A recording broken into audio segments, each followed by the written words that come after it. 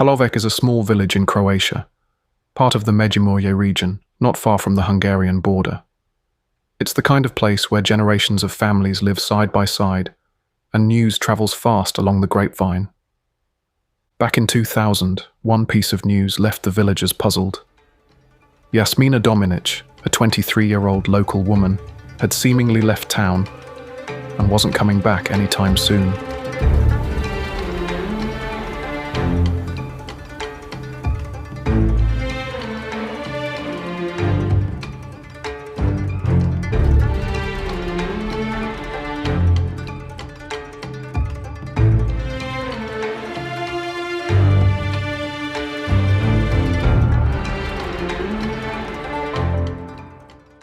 Jasmina was known as a bright, athletic young woman.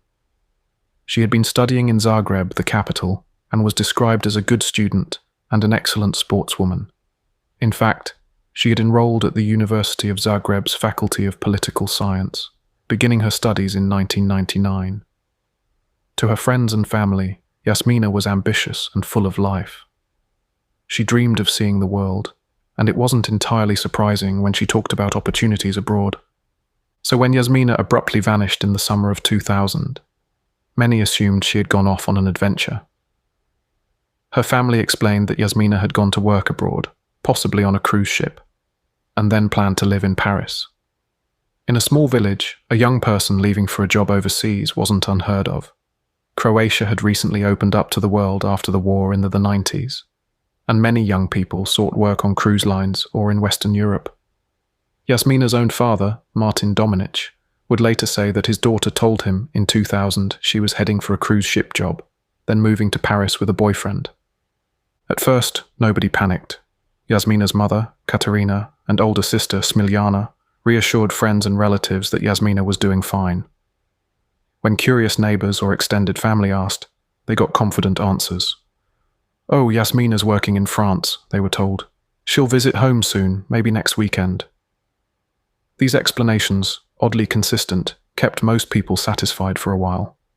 But Jasmina's close friends found it strange that she hadn't so much as phoned them.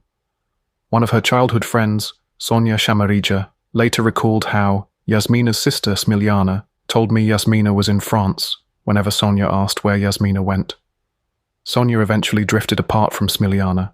She said she broke off contact with her former friend around age 17, maybe because things just didn't add up. Still, life went on in the village. As months turned into years with no sign of Jasmina, concern began to grow. By 2005, 5 years after Jasmina was last seen, the situation could no longer be ignored. You have to understand, in Croatia, it's legally required to report a missing person promptly. 5 years is an extraordinarily long time. Family, especially parents, would normally demand an investigation much sooner. So why hadn't Jasmina's family reported her missing? It turned out that Jasmina's mother, Katarina Dominić, finally filed an official missing person report in August 2005. Exactly 5 years after Jasmina's disappearance, the authorities were formally alerted. By then, Jasmina would have been 28 years old. Why the delay? This question has haunted everyone who hears the story. One reason might be that Jasmina's father and mother were initially in denial or believed the stories. Jasmina's father, Martin, was very close to her. She was his younger daughter, and by many accounts, his favourite. He worked construction jobs that kept him away from home frequently, and he was known to enjoy a drink when off duty. But Martin wasn't considered a violent man. Relatives described him as a decent, if flawed, person. A bohemian, a bit of a drunk, but a good soul, as one aunt put it. When Martin talked about Jasmina, it was with pride. He apparently never wanted to believe something bad happened. Even as late as 2003, he would tell people at the local cafe that Jasmina was fine, though interestingly, a cafe owner noted Martin never really talked much about his daughters. Perhaps he was too pained to discuss it. Katarina, the mother, spent a lot of time working abroad in those years, in Austria first, then Germany. She too told relatives elaborate stories to justify Jasmina's absence. At one point, Katerina claimed Jasmina was about to visit from France with her new boyfriend, who was a lawyer, but that the boyfriend suddenly had appendicitis, cancelling the trip. When a relative pressed further, asking, "Why hasn't Jasmina been home in so long?" Katerina brushed it off with that story. It sounds absurd now, but at the time, it was enough to deflect suspicion. Katerina apparently always sided with her elder daughter, Smiljana, in everything. So if Smiljana was asserting that Jasmina was alive and well somewhere far away, Katerina went along with it. Still, 5 years with no direct contact from Jasmina was too much. So in August 2005, Jasmina Dominić went to the police and officially reported Jasmina as missing. When police in the Međimurje County Police Department, based in Čakovec, the nearest city, opened a case, they were immediately fed a story by the family. According to a police spokesman later, the family claimed Jasmina was living abroad and they were in touch with her.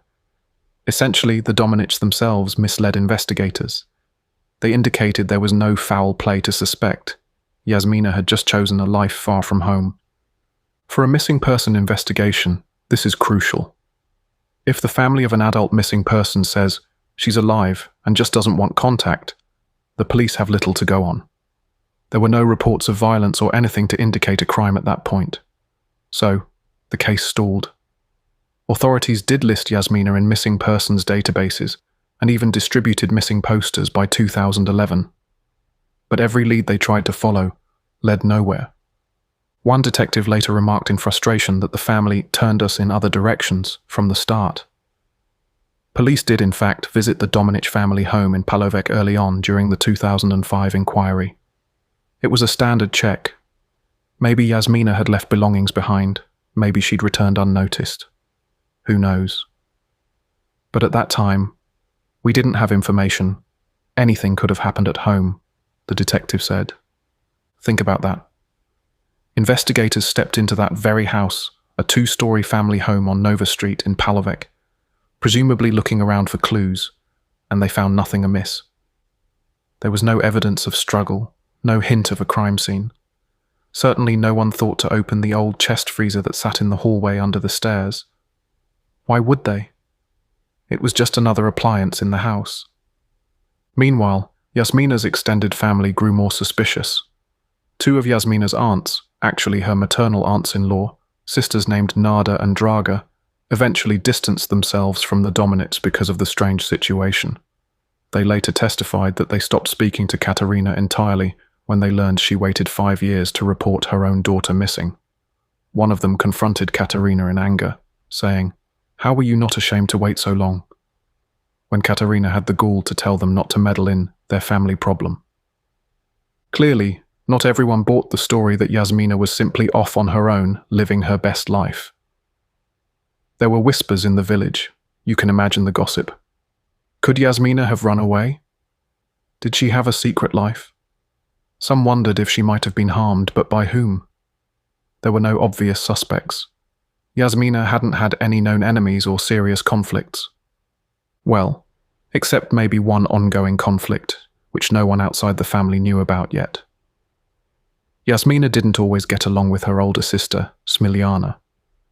In fact, as we'll later learn, the sisters had a volatile relationship behind closed doors, including at least one physical fight witnessed by a cousin years before. But back in 2005, Smiljana was just the concerned older sister, insisting Jasmina was fine. So the mystery lingered. The missing person case remained open, but cold. Years passed. By the mid-2000s teens, the Dominić family's life had changed. Jasmina's father Martin passed away a few years before 2019. He died, never knowing what happened to his beloved younger daughter. Katerina, the mother, had moved to Germany for work. She was living abroad most of the time, sending money home perhaps, typical of many Croatian villagers who take jobs in Western Europe. She would visit Palovec occasionally, but for the most part the only people living full-time in the family house were Smiljana Crnek, her common-law husband named Ivan, and Smiljana's children. Smiljana Crnek, Jasmina's older sister, had 3 daughters of her own. By 2019, the eldest was in her early 20s, about the same age Jasmina was when she vanished. Smiljana's middle child was a teenager, and the youngest was in elementary school. So Smiljana was effectively raising a family in that house all those years. Outwardly, despite the unresolved pain of her missing sister, Smiljana's life looked normal. She had a job at one point. In 2005, she worked as a waitress at a local cafe, and the boss remembered her as lively and no trouble at all. Neighbours did note one thing, though. Smiljana had a bit of a reputation for financial trouble and fibs.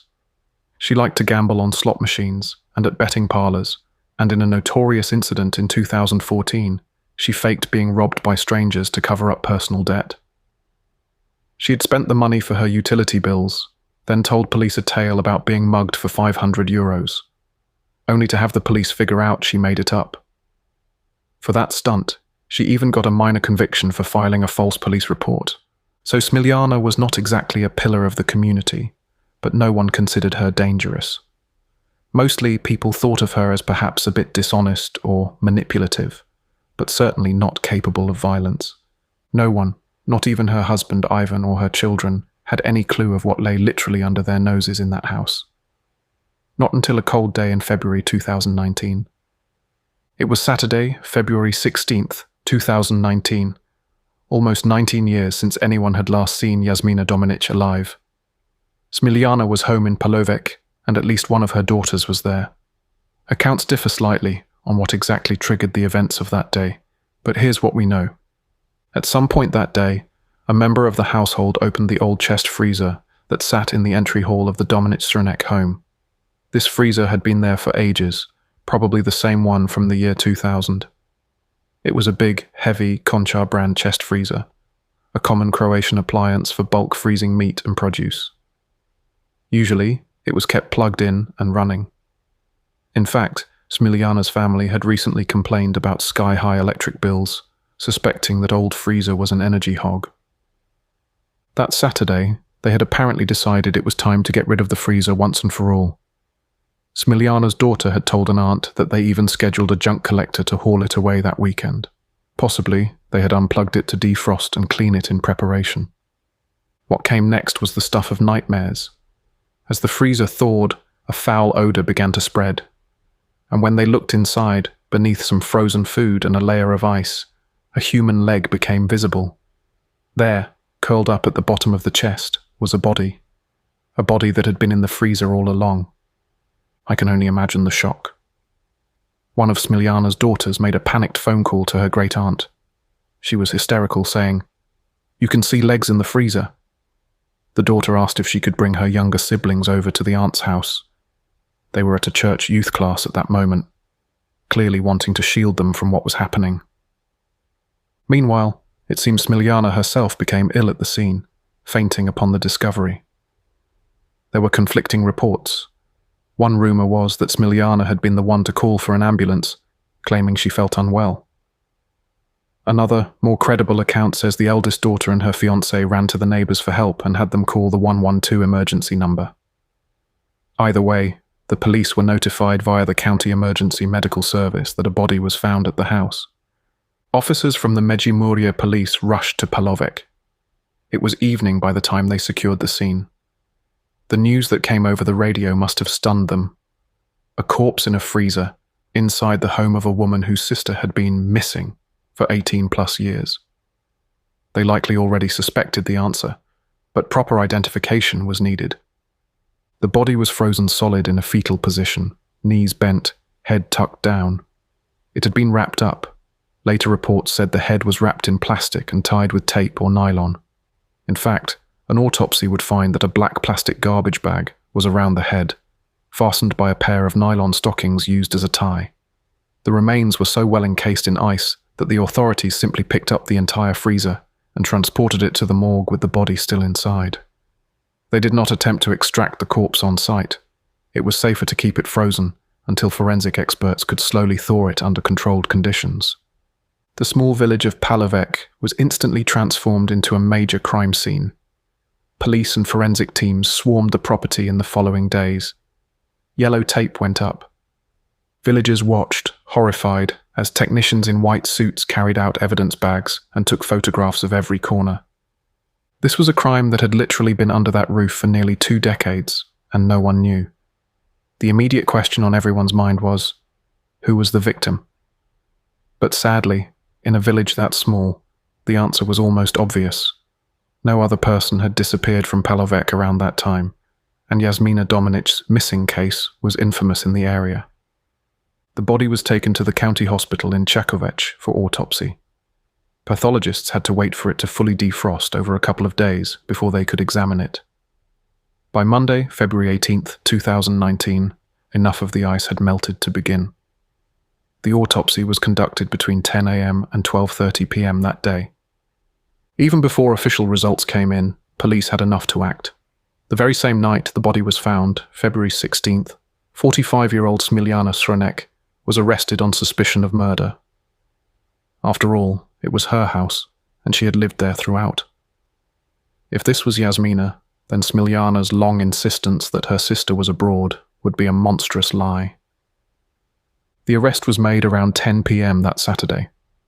Jasmina was taken into custody at the Čakovec police station for interrogation. She was reportedly distraught. There were media claims that during one of those first police interviews, Jasmina actually confessed to killing Jasmina. But crucially, if she did say anything incriminating, it was without a lawyer present, so it could not be used later in court. Police have never confirmed a confession. Smiljană's husband Ivan even publicly denied that she admitted to anything when rumors swirled. Legally, once Jasmina was arrested, the clock started ticking. In Croatia, police can hold a suspect for up to 48 hours before they must be brought before an investigating judge. That time was used to firm up evidence. By Monday or Tuesday, the identity of the body was confirmed. Forensic examiners thawed a finger enough to take a fingerprint, and it matched Jasmina Dominić's records. DNA tests also later confirmed the remains were Jasmina's. The autopsy findings were grim, yet sadly clear. Cause of death: blunt force trauma to the head. Jasmina had suffered multiple skull fractures from at least 2 to 5 heavy blows by a blunt object. This aligned with immediate observations. Dried blood was found on her skull, once thawed, indicating head injury. The pathologist determined that these blows were fatal. Essentially, Jasmina was beaten to death by someone wielding a hard implement. As the news spread across Croatia, people were absolutely aghast. The national media dubbed it the case of the girl in the freezer, and Palovec became infamous overnight.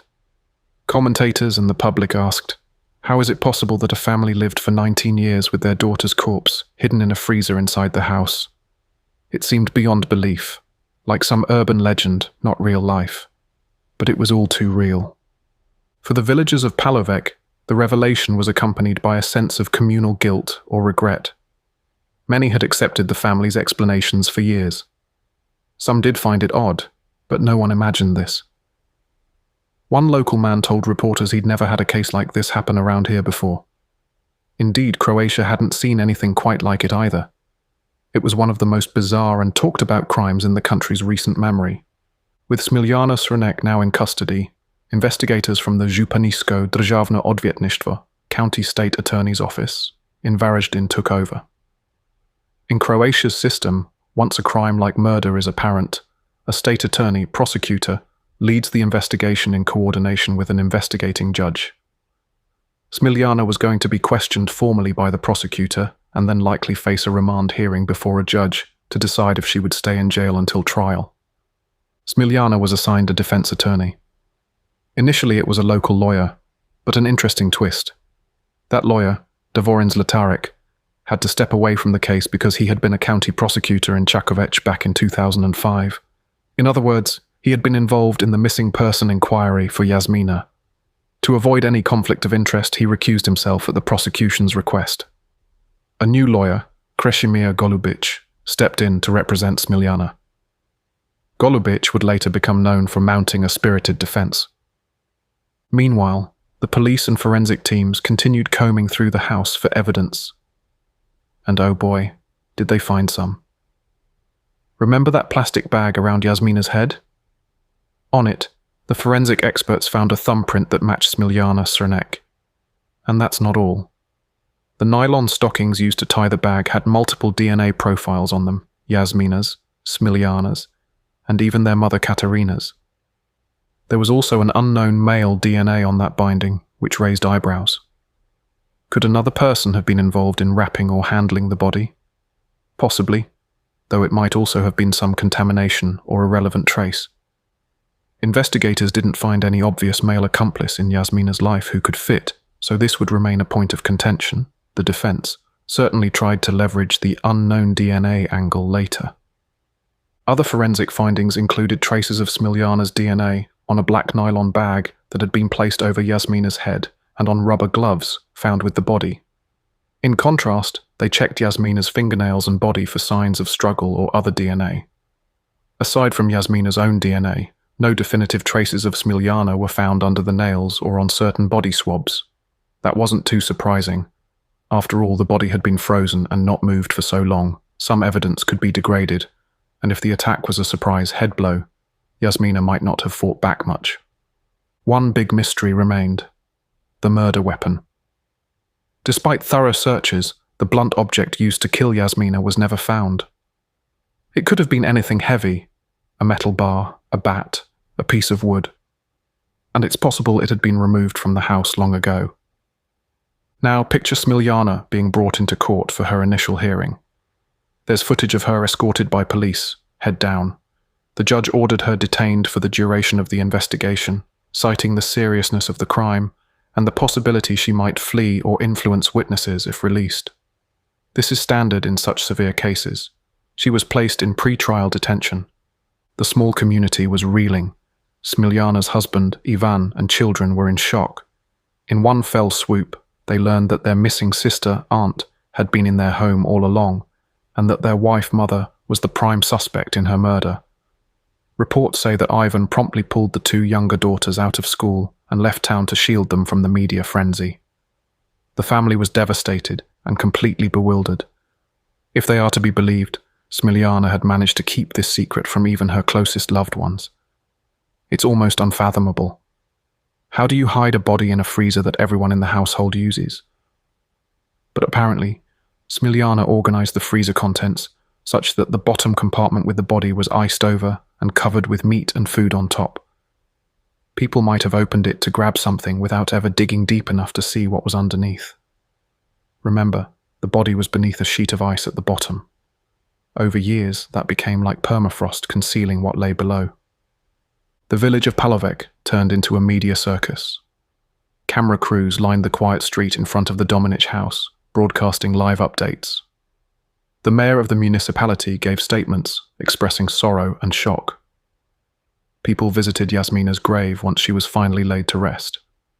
Yes, Jasmina received a proper funeral on February 20th, 2019, just days after being found. The funeral was heart-wrenching. Her remains, which had been held in that freezer since she was 23, were now interred in Palovec's little cemetery at last. It's said that hundreds of locals attended, grieving and paying respects, many still struggling to process how this tragedy went unnoticed for so long. As spring 2019 turned to summer, investigators were busy reconstructing the crime timeline and building their case against Smiljana Srnek. They concluded that Jasmina was killed sometime in 2000, likely in late summer. The indictment would later specify it as an unspecified day during the summer of 2000. Back then, Smiljana was about 25, and Jasmina 23. The crime scene was the family home itself, likely Jasmina's own bedroom, or somewhere in the house in Palovec. Prosecutors theorized a motive of jealousy. The local deputy state attorney, Ms. Irma Bagaric, publicly stated that they believed Smiljana was jealous of Jasmina, who was more successful and beloved. They pointed to witness accounts that described Jasmina as the star of the family, a good student and athlete, whereas Smiljana was considered her opposite, a troubled soul with a gambling habit and a record of lying. Family dynamics supported this. It was well known that their father Martin doted on Jasmina and spoke highly of her, but hardly mentioned Smiljana.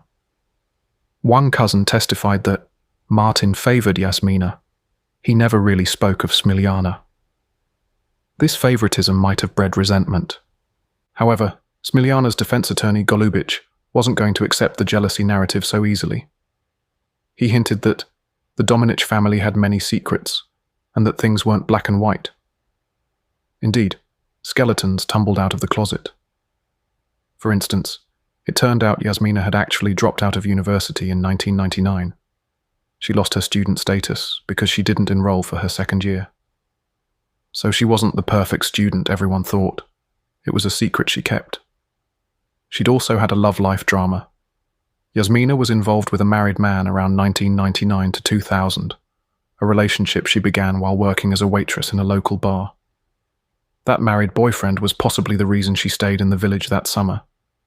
These details were uncovered by investigators and would play into the case, not necessarily as motives, but as context dispelling the simplistic golden girl versus evil sister trope. One crucial question: when exactly was Jasmina last seen alive by someone other than Smiljana? Multiple witnesses helped pin this down. A man named Dražan Palfi, who was a local and worked with Smiljana's partner Ivan, testified that he saw Jasmina on a street in Zagreb in September 2000. Another witness said August 2000 in Palovec. Either way, late summer 2000 is the time frame. After that, Jasmina vanished. Notably, no one outside the immediate family saw Jasmina after 2000. When 2001 rolled around, friends asked after her, and Smiljana would lie, saying, "Oh, she's busy, she'll come by soon." There's an eerie detail. A friend swore he saw Smiljana using Jasmina's ID in 2001 during a trip to Hungary. Why would Smiljana have Jasmina's ID if Jasmina was supposedly abroad? That friend told police back then and noted it was odd. It appears Smiljana might have been using her missing sister's identification for something, perhaps small frauds, or just to impersonate her when convenient. As summer 2019 came, Smiljana Crnac remained in jail awaiting trial. Croatian pre-trial proceedings involve a formal indictment issued by the state attorney and then a confirmation by a judge. By September 2019, the indictment for murder was confirmed and the case was bound over for trial in the Varaždin County Court. The trial of Smiljana Crnac began on October 15, 2019, at the Varaždin County Court. The courtroom was packed with journalists and spectators from Palovec. Smiljana, now 45, appeared markedly thinner and pale, but she walked in with a stoic or sullen expression. When asked for her plea, Smiljana firmly stated, "I am not guilty." Thus, the stage was set for a full trial to determine the truth. The prosecutor's opening statement outlined the accusation that sometime in mid-2000, Smiljana struck Jasmina at least 5 times in the head with a hard object, causing multiple skull fractures and killing her, then hid the body in the household freezer, keeping it there until discovery. The prosecutor emphasized evidence like the DNA on the bag and gloves, and even a psychological profile that, in their view, showed Smiljana was capable of doing anything to protect herself. They highlighted how Smiljana lied for years, telling everyone that Jasmina was still alive to cover up the crime. The defense, led by Golubic, countered that there were many family secrets and unanswered questions. They wanted to examine when Jasmina was truly last seen, who all had lied, who all lived in the house, who was aggressive, and crucially, whether Smiljana could have moved the body into the freezer all by herself. This last point was interesting. Was he suggesting an accomplice, or just casting doubt on her physical ability to lift a body? However, evidence showed Smiljana had the opportunity and means. Then came the witnesses. And there were many.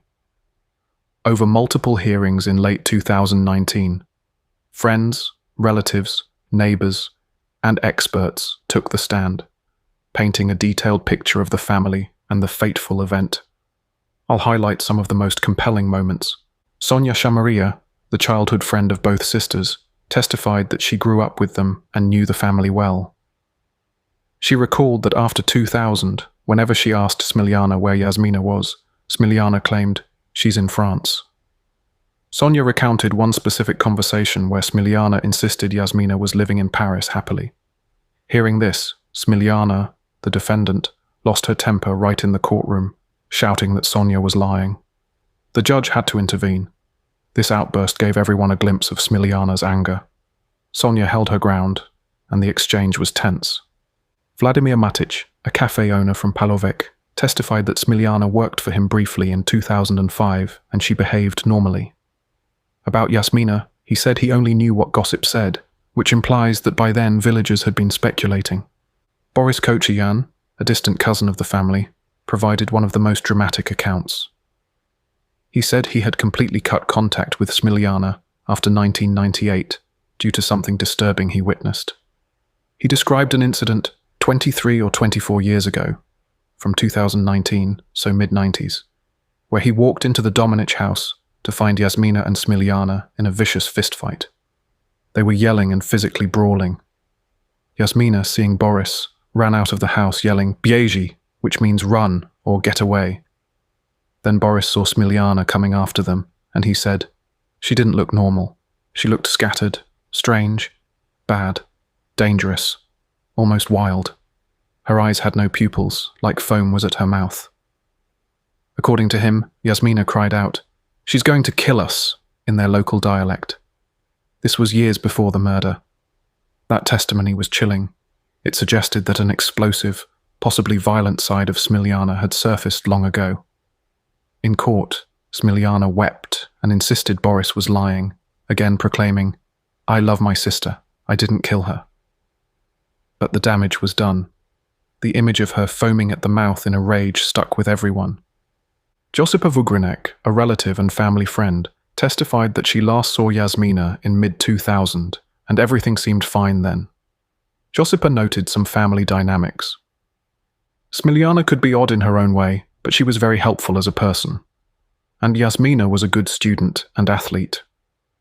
Josipa also confirmed Martin, the father, favoured Jasmina openly, and that she'd heard Smiljana complain about domestic violence in the family, though it wasn't clear by whom. Interestingly, Josipa remembered that the old freezer was visible under the staircase when she visited. It was a fixture of the home. She even recalled that when one of Smiljana's children was getting baptized, Jasmina was supposed to be the godmother, but Smiljana told people Jasmina couldn't make it because she was on a cruise ship and missed her flight back. More of the elaborate lies. Nada and Draga Sabel, the sisters-in-law of Jasmina's mother, so Jasmina's aunts by marriage, gave detailed testimony that revealed the family rifts. Nada Sabel recounted how her family lent money to Katarina often until they broke off contact around 2000. Draga Sabel, the other aunt, testified she had zero contact with the Dominić family since 1999 because she disapproved of their way of life. She said up until 1999, when Jasmina went to college, she did talk to them. She heard that the family promised Jasmina spending money if she did well in college. Draga stated she would ask Katarina about Jasmina sometimes, and Katarina told her, "Jasmina went to work on a ship. Now she's in France and has a boyfriend there." Draga didn't talk to Smiljana at all. "She didn't suit me as a person," she said bluntly. Draga then delivered a powerful line in court. "I cut off all contact the day I heard Katarina waited 5 years to report her daughter missing." She recounted the confrontation when a psychic was engaged to help find Jasmina. Yes, apparently at some point, a psychic was consulted by someone. And Katarina angrily told them to mind their business, to which Draga snapped back that Katarina should be ashamed for not reporting Jasmina sooner.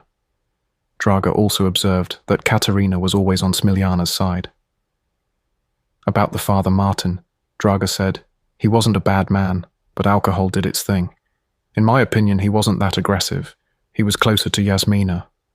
She too had no contact with him after 2005. These testimonies from family members really illuminated the family environment. There was favoritism, there were lies, and external relatives had deep suspicions. They established that Smiljana maintained the cover story relentlessly to everyone outside the immediate household. Crime scene techs and forensic analysts from the Croatian CSY, the Ivan Vucetic Forensic Center in Zagreb, presented their findings. The fingerprint expert confirmed Smiljana's fingerprint was on the plastic bag wrapping Jasmina's head. DNA experts explained the mix of DNA profiles on the pantyhose binding and other items. That detail, that Katarina's DNA was also present on the tying material, which could mean at some point the mother had touched those nylons. perhaps innocently if those nylons belonged to her, or less innocently if she helped tie the bag, though there's no evidence Katerina was involved in the crime and she was never charged. They also noted male DNA was detected, but not identified. Perhaps most anticipated was the testimony of the forensic pathologist who did the autopsy.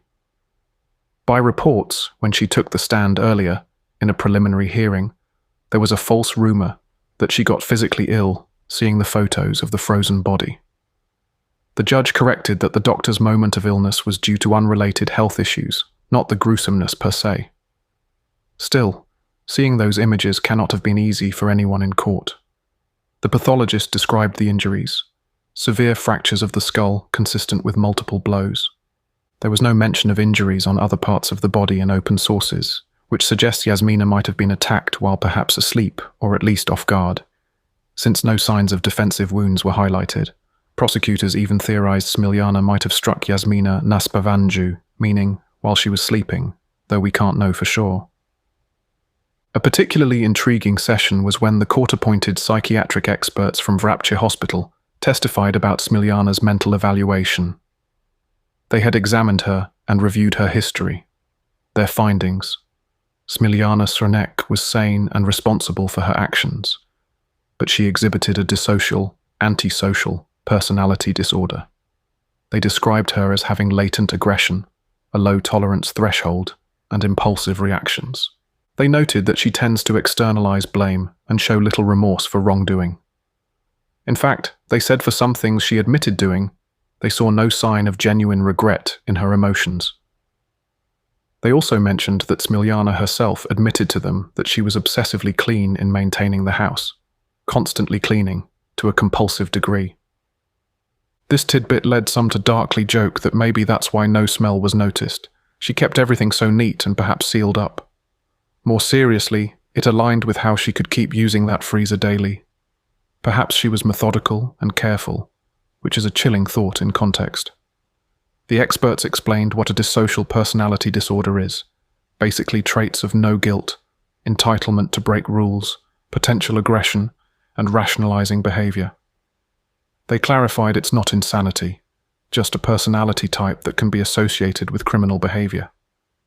They concluded she did not have any mental illness that would diminish her responsibility.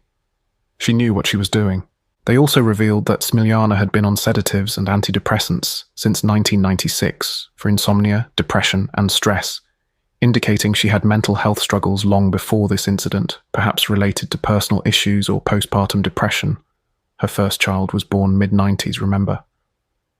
This insight into her psyche was damning: latent aggression, lack of remorse. That's basically a profile of someone who could indeed commit murder to protect her interests, as the prosecutor said. Through all this, Smiljana mostly sat in silence or wept quietly, except for those moments when she burst out at witnesses like Sonia or Boris, accusing them of lying. Observers noted that at times she would break down crying when close friends testified, perhaps because the weight of what she'd done, or at least of her predicament, hit her. One particularly poignant moment was when her mother, Jasmina Dominić, took the stand. Katerina actually initially tried to avoid testifying. Under Croatian law, close relatives of the accused can decline to testify. She requested not to, but the court compelled her in this case, likely because her insight was too important. Katerina's testimony isn't fully public, but from what leaked, she was asked about those years of Jasmina's absence. Did she know or suspect Jasmina was dead? Did Smiljana ever confide in her? We don't know exactly what she answered in court, but since Katerina was not charged, one can infer that she denied any knowledge of the murder. It's possible she truly didn't know. Maybe she couldn't fathom Smiljana capable of it, and believed whatever false story she was fed. Or it's possible she had suspicions, but was too afraid to discover the truth. That remains a tragic mystery. The defense tried to poke holes. The unknown male DNA, the fact that no one actually saw the murder happen, the idea that maybe someone else could have killed Jasmina and Smiljana, panicked, and hid the body. If, for example, they wanted to hint maybe the father did it, or the ex-lover, and Smiljana just covered for them. But these were stretches. They even questioned whether Smiljana alone could lift the body into the freezer, implying maybe Ivan or someone unknowingly helped, or that she might have needed help. However, consider that Jasmina's weight might have been around 55 to 60 kilograms, 120 to 130 pounds, and Smiljana was a grown woman. Dragging a body a short distance into a waist-high freezer is difficult but not impossible, especially if adrenaline-fueled or using leverage. There was evidence Smiljana had some physical strength. Apparently, she had injured her hand around that time in 2000, possibly from delivering blows. The trial proceeded over several non-consecutive days. Finally, by late December 2019, the evidentiary phase was done. Smiljana herself likely gave her own version in a statement to the court. We don't know if she testified under oath. But she maintained innocence. Reports say she never wavered in claiming she did not kill Jasmina. The court then adjourned for deliberation and awaited verdict in the new year. On June 30th, 2020, the Varaždin County Court delivered its verdict. Smiljana Crnac was found guilty of murder. The presiding judge, Tomislav Brjanović, read the judgment. The court was convinced beyond doubt that Smiljana had killed her sister Jasmina in the summer of 2000 with multiple blows to the head and concealed the body in the freezer. The courtroom, socially distanced as it was, watched Smiljana as she stood to hear her fate. The judge noted that the killing was committed at a time when the applicable criminal code had a maximum sentence of 15 years for this offence, and Smiljana got exactly that. 15 years in prison, the maximum allowed by law. The judge emphasised that this is the highest penalty under the Criminal Code of 1997, which was in force when the crime happened. In other words, if he could have given more, he might have, but he was capped by the law. Upon hearing the verdict, Smiljana broke down in tears. Witnesses said she cried as the sentence was pronounced. Whether those tears were of remorse, self-pity, or disbelief is known only to her. It's worth noting, 15 years in Croatia does not necessarily mean a full 15 behind bars. There is usually the possibility of parole after 2/3 of the sentence, so 10 years, if the prisoner shows good behaviour, etc.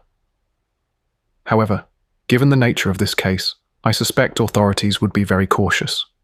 Also, Smiljana had already been in custody since February 2019, which counts toward the sentence, so the clock started then.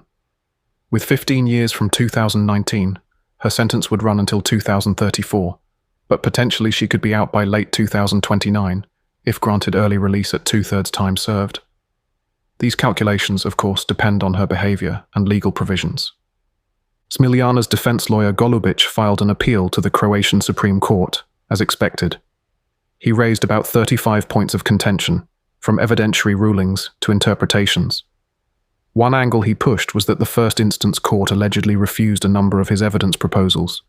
He wanted the Supreme Court to either acquit or reduce the sentence, or possibly send it back for retrial. However, on April 23, 2021, the Supreme Court of Croatia announced its decision. The guilty verdict was upheld, and the 15-year prison sentence was confirmed as final. The higher court agreed that the trial was fair and the evidence of guilt overwhelming. With that ruling, Smiljana Crnac's conviction became legally binding. No more appeals. Now, more than 5 years since the discovery, and as of today, in 2025, Jasmina Dominić remains imprisoned. She will likely serve most of her sentence at Lepoglava or Požega, one of the women's prisons, released in her late 50s or early 60s. When she returns to society, she'll carry the infamy of what she did. At the end of all this, we circle back to Jasmina. By all accounts, she was a vivacious, kind young woman. She didn't deserve any of what happened. Whether her sister's motive was envy, or fear of being overshadowed, or some rage episode, none of it excuses the crime. The court's verdict can't bring Jasmina back, but it did restore her dignity in a way. The truth was uncovered, and her story was heard. She wasn't missing, she was betrayed, and that truth was important for her memory and for society. Thank you so much for listening. We really appreciate your support. If you're interested in these types of rarely heard global murder cases, we encourage you to give us a follow or even rate us 5 stars on your podcast app, if we may be so bold. It would really help us out a lot. See you next time.